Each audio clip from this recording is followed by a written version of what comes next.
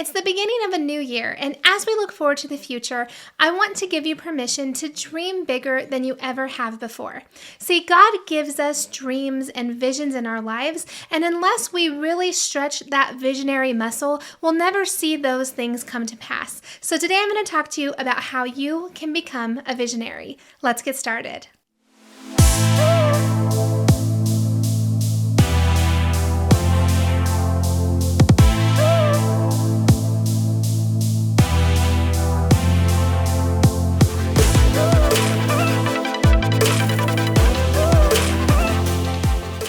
Welcome back to The Renewed Mind. I am your host, Ashley Varner, and I'm so glad that you're here.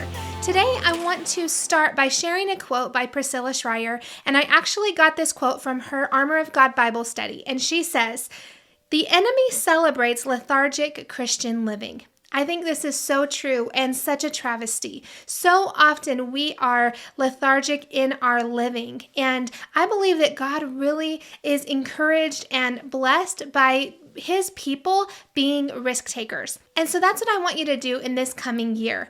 I want you to start dreaming and envisioning your future so that you can actually see it come to pass this year.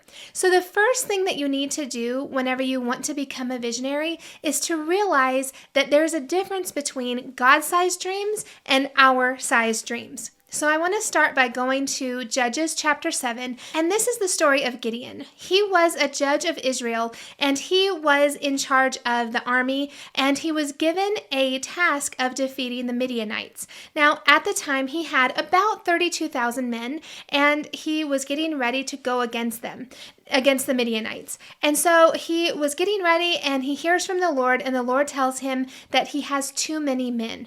And this is something that's interesting to me because it is the Lord speaking to him and saying, I know that if you go and defeat Midian with this many people, then Israel is going to boast about this and I won't get the glory for it. So he sends Gideon through a couple of steps to narrow down the amount of people that he's going to take into war. Now, anytime countries are going to war, numbers are huge, right? But in this case, God took the Israelite army from 32,000 men down to 300 men. If you want to go to Judges 7, I really recommend that you do that. I really believe through this passage what we're seeing is that Gideon was a visionary. And so the biggest step to becoming a visionary in your own life, in your skills, in your career, whatever it is, I really want you to see that the biggest step to becoming a visionary is to start embracing God-sized dreams. And so that's what we're going to talk about the rest of this video. I want to share with you what God-sized dreams are and how you can start implementing that in your life so that you can start seeing results that are beyond your expectations. The first characteristic of God-sized dreams are that they give us vision for the future. So as Gideon was going to defeat the Midianites, he had a vision and a purpose for what was in his future. And in this case, it's his near future. But for us, what we can see whenever we're given God-sized dreams, what you can realize is that they are going to be bigger than you can even imagine. And they give us clear vision for what the future holds. Whenever we choose to listen to God-sized dreams, what we start to see is that our faith is expanded and even our abilities are expanded to fulfill that God-given role. So whenever I just settle for Ashley-sized dreams, I am always blaming myself whenever they don't come to pass because Ashley-sized dreams depend on my abilities. Now, if I'm setting my sights on God-sized dreams, what I'm doing is I'm putting my focus and my vision on Him. And whenever you become a visionary with God's lenses, what you begin to see is everything that's capable with Him. See, on ourselves, really we can do very little. But whenever we start to take on the characteristics and the abilities, we start working in our God-given purpose, what happens is we start to reach higher and bigger and see bigger visions and dreams for our lives that we would never be able to accomplish on our own. So if you really want to have that vision and that scope for the future, I really recommend that you sit down in your Bible study time and really start to ask God what His vision for your future is, because I guarantee you it's going to be bigger than anything that you can imagine. The second characteristic about God-sized dreams are that they push us forward.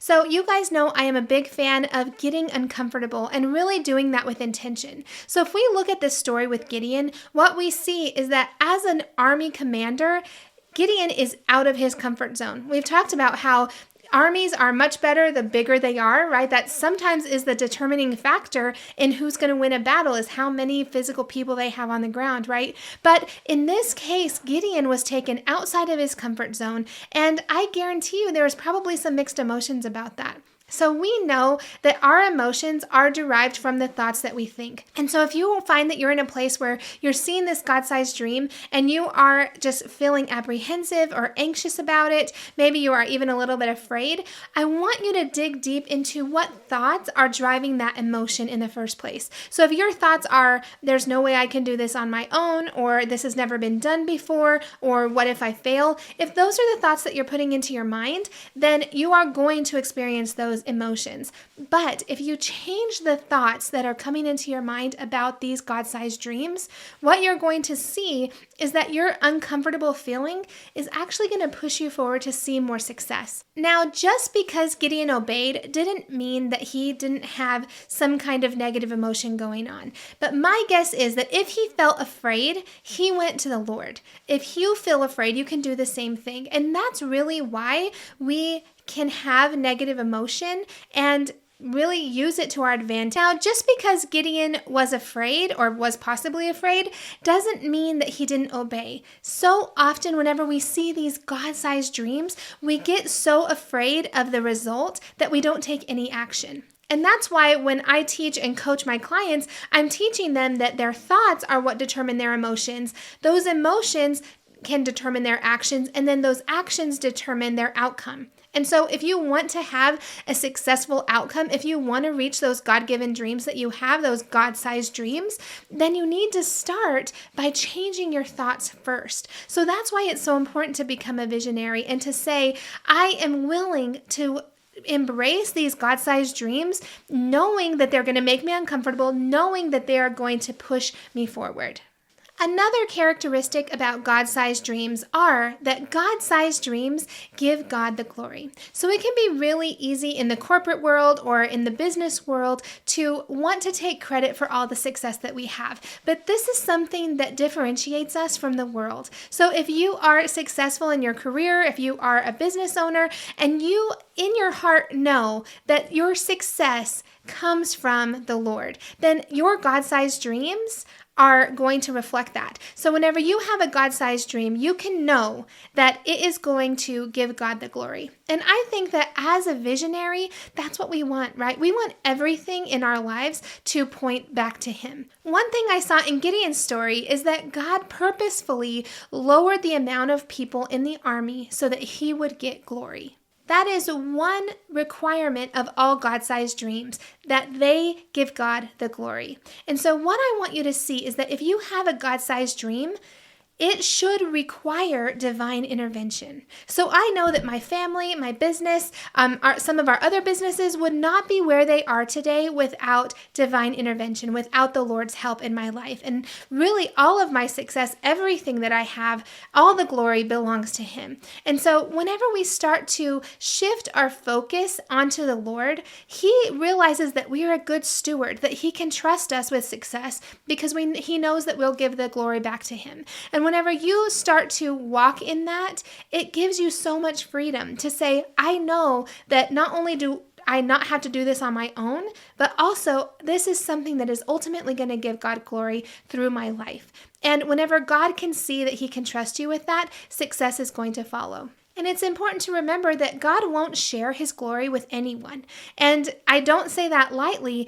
The reason is because He's the only one who's worthy of any glory, right? And so this is something I've had to learn over and over in my life, for God to say, Ashley, I want all the glory for this. This glory isn't yours, it's mine. And whenever I start to act in that, whenever I start to trust that and really begin to see my goals and dreams and visions come to pass, I can say it was all for Him. Even in this last year, I saw this happen in my personal life. My family was able to adopt a child, child. And as we were there at the courthouse steps, we were able to say, thank you, God. Thank you. You get all the glory for this. From the beginning hearing to this now last gavel coming down, we know that your hand was in this. We know that you are faithful. And so throughout my child's life, his entire life is going to be an example of God getting glory for good things that he has done. And this can be true in your personal life. This can be true in your health journey. It can also be true in your business and your professional life.